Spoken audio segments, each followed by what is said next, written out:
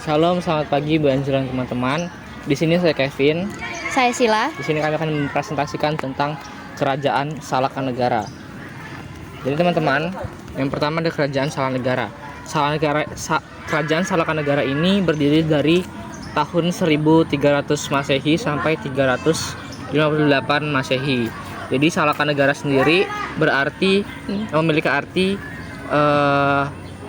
negeri perak, yang mana Salakan berarti perak dan juga negeri yang artinya negara. Jadi dapat disimpulkan bahwa Salakanegara berarti negeri perak. Selain itu, ibu kota dari Kerajaan Salakanegara adalah Pelabuhan Merak dan Pandeglang. Merak itu artinya adalah membuat perak, dan juga Pandeglang yang berarti pandai gelang, artinya adalah para ahli perhiasan gitu. Jadi dalam konsep budaya tutur, penamaan Salakanegara sendiri itu menunjukkan bahwa masyarakat Salakanegara memiliki keunggulan dalam bidang metalurgi atau ilmu logam gitu. Jadi di sini selanjutnya silakan menjelaskan tentang raja, namun tidak semua, hanya yang masa kejayaannya saja.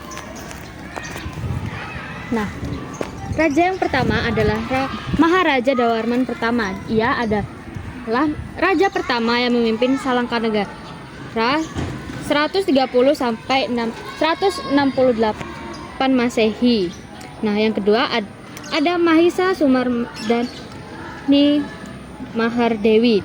Nah, ia adalah wanita pertama yang memimpin Salakanegara dari 276 Masehi sampai 289 Masehi.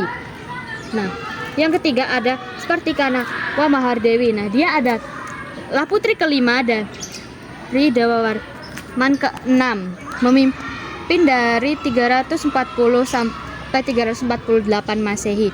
Nah, yang keempat ada Maharaja Dawarman ke-8. Ia ada pada saat Salakanegara berada di puncaknya, ia memimpin dari 348 sampai 362 Masehi.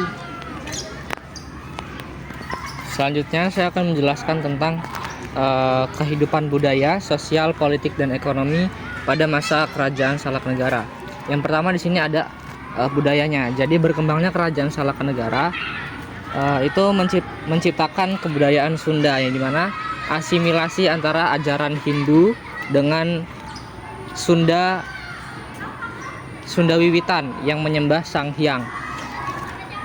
Selanjutnya, Salakanegara merupakan negara maritim pertama yang memimpin kawasan lalu lintas samudera di kawasan Nusantara, yang berperan sebagai Raksa Gapur Sagara, yang berarti gerbang lautan. Dengan demikian, karena dia adalah negara maritim atau lautan, masyarakat di situ banyak yang bekerja sebagai nelayan, karena mereka adalah pusat gerbang lalu lintas samudera di kawasan Nusantara. Gitu. Terus yang kedua ada sosial. Sosial di sini kami akan membahas bagian kepercayaan dan bahasa. Kepercayaan masyarakat pada kerajaan Salakanegara ini adalah menyembah Siwa, pemuja Ganesha, dan juga beberapa menyembah Wisnu Siwa. Ini yang dari nama-nama tersebut adalah nama-nama dewa dari kerajaan Hindu. Karena Salakanegara adalah kerajaan bercorak Hindu gitu. Terus bahasa yang digunakan adalah bahasa Sanskerta, Sunda kuno, hingga Jawa kuno. Ini berdasarkan naskah dari Wangsakerta. Selanjutnya di sini ada politik. Kalau politik, kerajaan Salakanegara sendiri dipimpin oleh raja, atau disebut juga sebagai Karatuan atau Kaprabuan, yang tinggal dari dataran tinggi maupun dataran rendah. Selain itu ada juga para datuk atau disebut juga sebagai Kadatuan, yang berada di kawasan dataran rendah dan pesisir samudra. Selanjutnya di sini terakhir ekonomi. Ekonomi di sini pekerjaannya, mata pencaharian dikategorikan sebagai sebanyak 3, yaitu pamayang, panyawah, dan juga pahuma, yaitu nelayan, pesawah, dan juga peladang. Ini semua menyesuaikan lingkungan hidup mereka. Kalau misalnya mereka lebih dekat dengan lautan mereka berarti nelayan. Kalau dekat dengan sawah dan juga peladang gitu. Lalu di sini ada juga peninggalan dari kerajaan Salangkanegara. Nah, peninggalan dari Salangkanegara yang pertama itu ada patung Ganesha dan patung Siwa. Patung ini melambangkan bahwa masyarakat pada saat itu menganut kepercayaan Hindu Siwa. Nah, situs ini ditemukan di lereng Gunung Raksa Pulau Panantian sebagai salah satu bukti sejarah kerajaan Salangkanegara. Nah, yang kedua itu ada batu dakon. Nah, batu dakon ini ditemukan di daerah Mandalawangi, lebih tepatnya di situs Cihujuran. Nah, batu ini mempunyai lubang di tengah untuk menyimpan obat. Nah, nama dakon sendiri terinspirasi dari permainan zaman dulu yang bernama dakon.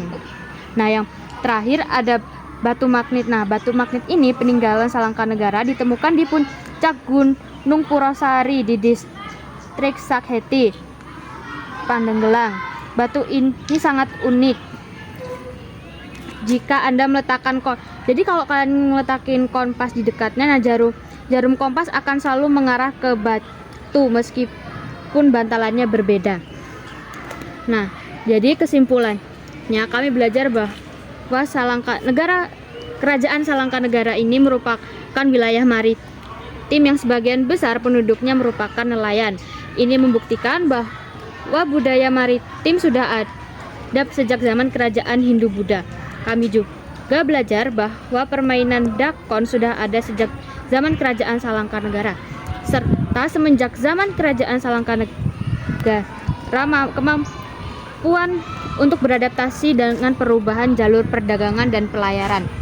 Perkembangan agama Hindu-Buddha yang mengajarkan nilai etika, spiritual, dan penghormatan terhadap ilmu yang tercermin di dalam prasasti, candi, dan sistem pemerintahannya. Kami juga mempelajari bahwa untuk sebuah bangsa yang maju bukan hanya dari kemajuan ekonomi dengan cara pemerintahannya, tetapi dengan persatuan dan keadilan bagi seluruh rakyat agar sebuah bangsa bisa menjadi maju.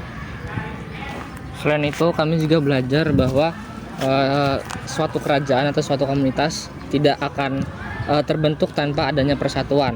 Terus kami juga belajar bahwa jadi seorang pemimpin, contohnya kerajaan-kerajaan yang sudah dilihat tadi, itu tidak mudah karena masyarakat itu lebih ingin atau dituntut untuk menciptakan hal yang menguntungkan bagi rakyatnya. Itu menurut saya adalah hal yang kurang menyenangkan atau hal yang sulit gitu. Oleh karena itu, raja telah memimpin dari masa kejayaan hingga masa keruntuhan.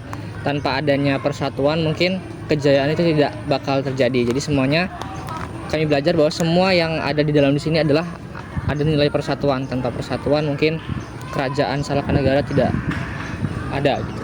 Ini ada sumber daftar pusakanya, bisa di-share.